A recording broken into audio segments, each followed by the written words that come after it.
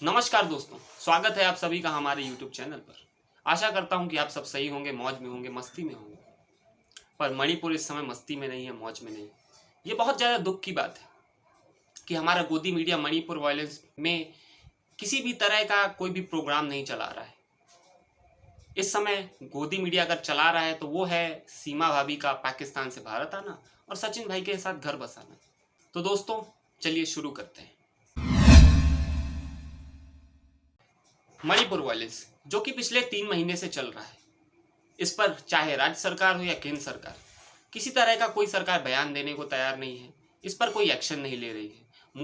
मोदी जी तो इस कदर इससे अपना पल्ला झाड़ रहे हैं कि वो तो संसद में बोलने से भी इस चीज़ से कतरा रहे हैं, संसद में आ ही नहीं रहे। पिछले 9 दिन से संसद चल रहा है पर वहाँ पे आने से ही डर रहे हैं।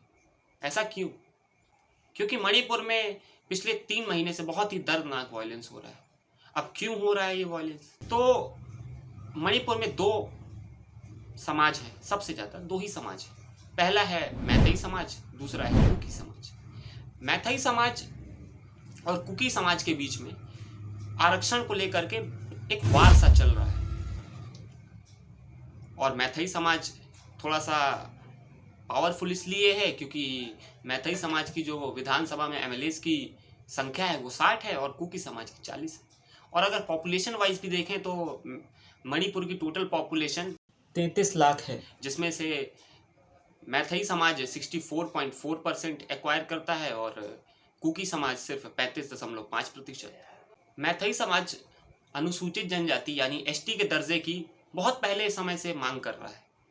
अगर डेट की बात करें तो 2012 से जब से STDCM यानी the scheduled tribes demand community of Manipur का गठन हुआ, तब से मैथई समाज की डिमांड और ज़्यादा हो गई अनुसूचित जनजाति यानी एसटी को लेकर के। 2012 में ही मैथई समाज ने एक हाई कोर्ट को अर्जी दी जिसमें अपना तर्क यह रखा कि 1949 के पहले जब मणिपुर का विलय नहीं हुआ था उसके पहले उनको अनुसूचित जनजाति यानी एसटी का दर्जा मिला हुआ था, पर जब 1949 में मणिपुर का विलय हुआ तब उनका दर्जा खत्म हो गया। तब से उनकी परंपरा, उनकी भाषा, उनकी पुश्तैनी ज़मीनें विलुप्त सी हो गई। 3 मई को कुकी समाज ने एक मार्च भी निकाला हाई कोर्ट और मैथई समाज के विरोध में।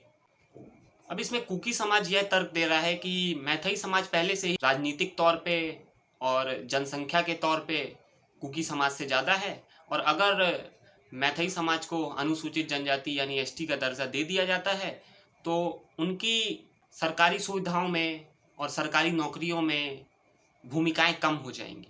कुकी समाज का यह भी कहना है कि मैथई समाज को पहले से ही एससी और ओबीसी का दर्जा मिला हुआ है, वो सारी सरकारी सुविधाओं का लाभ उठा रहे हैं, इसलिए उनको एसटी के दर्जे की ज़रूरत नहीं है। और अगर इस हिंसा का एक और पहलू देखें तो जो मणिपुर की राज्य सरकार है उसने नशे में प्रतिबंध लगाने के लिए कुकी समाज के बहुत से अफीम के खेतों को नष्ट किया, जिससे कुकी समाज शायद और ज़्यादा उग्र हो चुका है। तो चलिए जानते हैं इस हिंसा से नुकसान कितना हुआ। तो इससे सारे देश के देशवासियों को नुकसान हुआ, ऐसा मेरा मानना है। सारे देशवासियों का दिल टूटा इन सब चीज़ों को देख करके। अभी मैं आपको जैसे ही बताऊंगा कि कितनी मौतें हुई, कितने घर जले, कितने मंदिर जले, कितने चर्च जले, आपका दिल दहल जाएगा। मणिपुर में पिछले 3 महीने में 150 से ज़्यादा मौतें हो चुकी हैं। मर्डर, 150 से ज़्यादा मर्डर हो चुके हैं। 4000 से ज़्यादा लोग घायल हैं। 60,000 से ज़्यादा लोग शिविरों में रह रहे हैं या पलायन कर चुके हैं। मंदिर जलाए जा रहे हैं, चर्च जलाए जा रहे हैं और बात यहीं तक नहीं रुकती, पुलिस के हथियार तक लूटे जा रहे हैं। पर फिर भी इसमें सरकार की चुप्पी है। राजनीतिक दल अपना अपना वोट बैंक संभालने में लगे हुए हैं। बीजेपी अपना हिंदू वोट बैंक संभालने में लगी हुई है। कांग्रेस भी कहीं ना कहीं अपना वोट बैंक संभालने में लगी हुई है। कोई इसकी नींव पे, इसकी ग्राउंड लेवल पे बात नहीं कर रहा। तो दोस्तों 4 मई को कुछ ऐसा होता है कि जिससे पूरे देश का दिल दहल गया। 4 मई को 2 बेटियां जिनका गैंग रेप किया जाता है, 900 से 1000 लोग एक मार्च निकालते हैं, उनको नंगा करके मार्च निकालते हैं, फिर उसके बाद उनका गैंग रेप करते हैं। और जो उनके साथ उनके भाई थे, जब वो इस चीज़ का विरोध करते हैं तो उनको वहीं पर कुचल कर मार डाला जाता है। और इसकी वीडियो 19 जुलाई को वायरल होती है। इसके पीछे रीज़न ये भी है कि वहाँ पे हिंसा को लेकर के इंटरनेट बंद कर दिया गया था, तो शायद इसलिए इतनी दिन बाद वीडियो वायरल हुई। मैंने जब उस वीडियो को सबसे पहले देखा तो मेरा मन बिल्कुल विचलित हो गया कि क्या हो रहा है हमारे देश में। कहीं हम तालिबान में तो नहीं आ गए, ये भारत ही है। मैं सोच में पड़ गया कुछ सेकंड के लिए, ना ही पूरा वीडियो देख पाए। अब इतना कुछ होने के बावजूद भी मोदी जी या राज्य सरकार इस पर कुछ बोलना नहीं चाहती। जिस दिन ये वीडियो वायरल हुआ उस दिन हमारे चीफ जस्टिस ऑफ इंडिया ने एक बयान दिया कि अगर इस हिंसा पर राज्य सरकार या केंद्र सरकार एक्शन नहीं लेती तो चीफ जस्टिस ऑफ इंडिया को इंटरफियर करना पड़ेगा।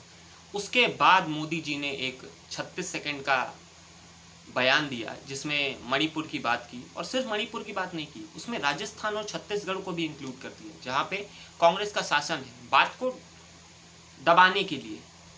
क्या ये सही था? नहीं, पर फिर भी हमारे प्रधानमंत्री ऐसी चीजें कर रहे हैं। मैं तो सोचता हूं कि मोदी जी इन सब चीजों को देख करके चुप कैसे हैं।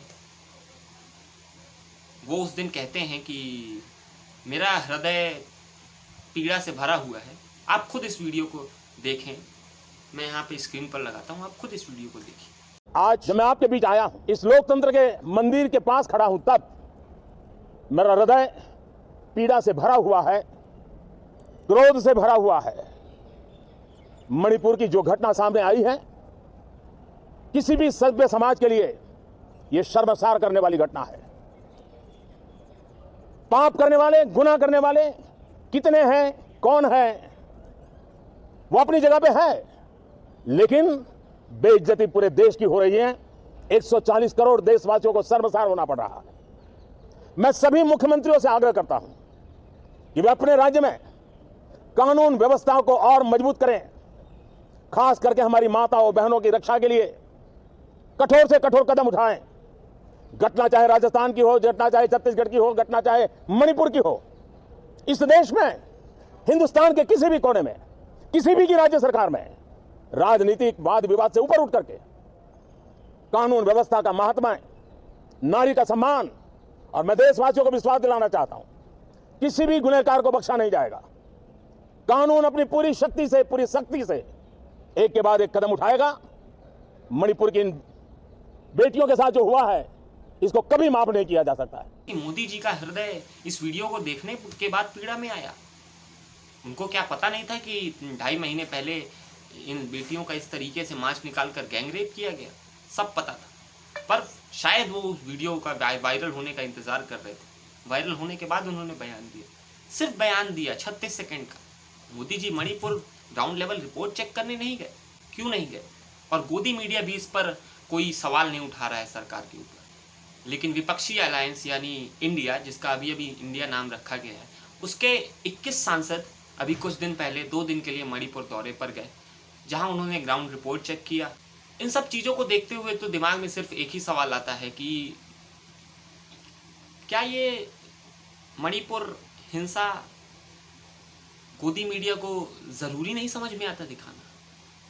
वो इस हद तक बिक गए हैं कि इस तरह की हिंसाओं को दिखाने से अपना पल्ला झाड़ रहे हैं। इस हद तक मोदी सरकार के दबाव में है कि इस तरह की हिंसाएं दिखा ही नहीं पा रहे हैं।